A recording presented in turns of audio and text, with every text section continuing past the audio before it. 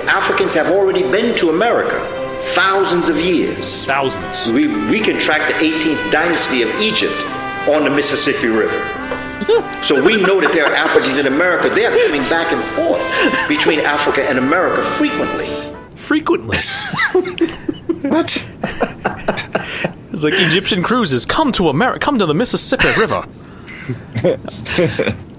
Because they say that the Mississippi River, that's the American Nile Valley, and that's where all the African Native Americans, that's where they all were. Yeah, the king of like Mali was over there. He just settled over there for whatever reason. Because everyone that comes over here is a king. Well, that's where Black Jesus went, and he founded Mormonism, I believe. That's true. That's true. Up the Mississippi River, so it checks out. That meme checks out. It's an older meme, but it checks out. So yeah, that's a good one. Oh, here's a real good one. Speaking of more black nautical conquests. Antarctica was actually mapped by a Moor. And most people don't know it was mapped by a Moor. And they have old topographical evidence of old maps of Antarctica. That's why the Nazis fled there. Because they knew that there were places there under the ice that they could actually inhabit and hide.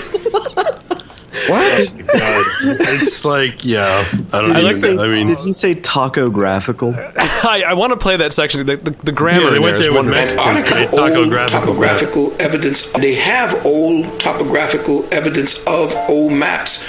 How do you have topographical evidence of maps? Aren't the maps topographical? I can tell by the topography here there was an old map, right? We have map evidence of maps. Evidence of maps. Like, look at the hills over there on that ridge. Clearly there was a map. It's like a map of other maps. And this is Indiana Jones and the Map of Kangs. The penguins were black because they have those little black feathers, so it's proof. They have white bellies. What does that mean? Oh, One drop rule. But yeah, this stuff is delivered with the utmost sincerity and seriousness. Like, I love how it just says they have maps, they have evidence. It's like, who, where are you going to show this? Like, we do, the white guys. That's kind of a white way of thinking. Presenting evidence in this is not really necessary. It's just you go from one bald assertion to the next. I know. And it's weird because, like I said, it's the same as the last one I told you about the documentary last week. It's like it jumps all over from era to era, from people to people. And they're just conflating like something that happened in 1300 AD with something that happened in like, I don't know, 2000 BC. Like they jump from this to that without any frame of reference, and it's just kind of it's like, well, how did you get from that to that? How are you drawing this conclusion? And it literally comes like, what I think was it you, Ghoul?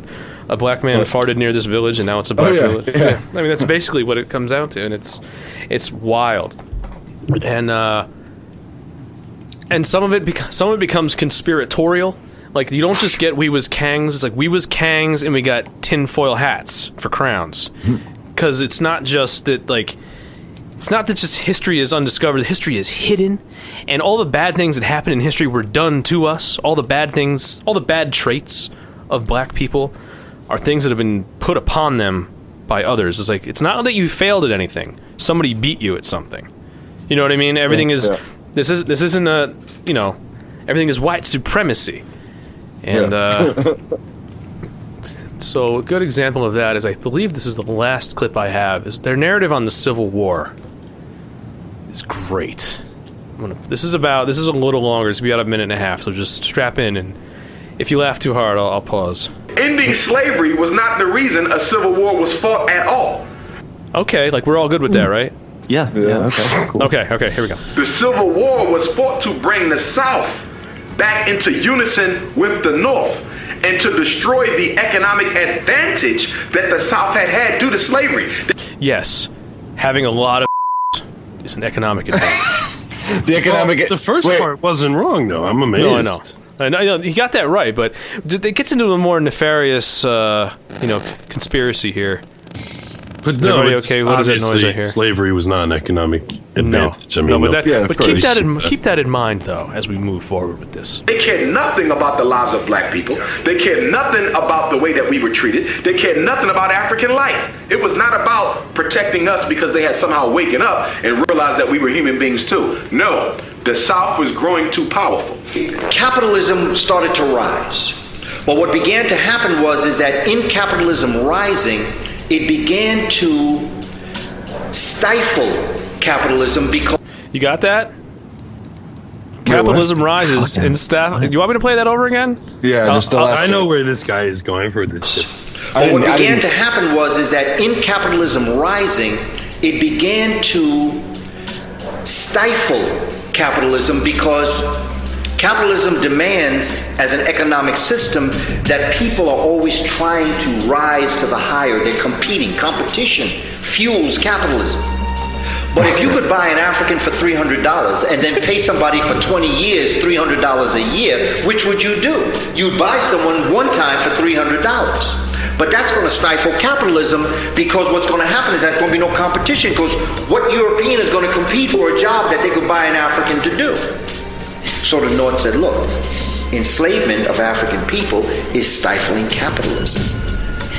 So the South said, so what you want me to do? He said, well, you got to free your Africans. I said, free my Africans? Well, how am I going to get my money?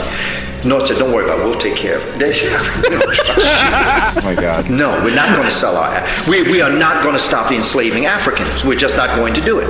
North said, but you have to because it's going to stifle capitalism and we're going to choke with overproduction without an ability to sell what we're... South said, but that's not my problem because I can sell my raw materials any place in the world. Yeah. The North said, but then what would happen to us? We have factories. The South said, well, that sounds like a personal problem to me. I don't care what happens to you. North said, but you can't do that. South said, we're going to do that. We're not freeing Africans. They said, you got to free Africa. We're not freeing. In fact, the South said to the North, I'm tired of talking to you. I'm going to secede. I'm not even going to talk to you no more. In fact, I'm not even part of what your colonies are anymore. North said, you can't do that. South said, watch. That started the civil war. I like how he said colonies. There's so many things wrong with it that it's too funny. Well, wait, I was actually going to say it wasn't that bad. Like, it's not that bad. I mean, there's some pieces of truth in there. Little bits A little of it, bit. I mean, like, for one. I'm trying to give him a little bit of credit. a little credit. Don't give him too much. A little credit. Slaves they cost a lot more than fucking labor. Yeah, I mean that's a big a lot test. more. Well, yeah, it's like more than wage labor. It does. Yeah, it's not like you pay $300 and there's no other external costs. It's like you never have to house and feed him. He never has any children or anything, and it's not a giant. And mess. you don't have to pay, somebody to keep him in line. Yeah, you actually, when you buy a slave, believe it or not, they are not actually physically always healthy, immortal people. You actually have to take care of a human being. Implying. It's okay. You have to take care of a very advanced ape. Implying. A plow with a brain, sort of. A rake with its own arms. Right. Sorry. My favorite part of that was then the North said we got factories, and the South said that sounds like a personal problem. That was pretty good. I like that a lot, actually. I like go ahead. Sorry. No, you go ahead. People heard. I was just gonna say I like how the dialogue was basically between two drug dealers on a street corner. Right. That's good.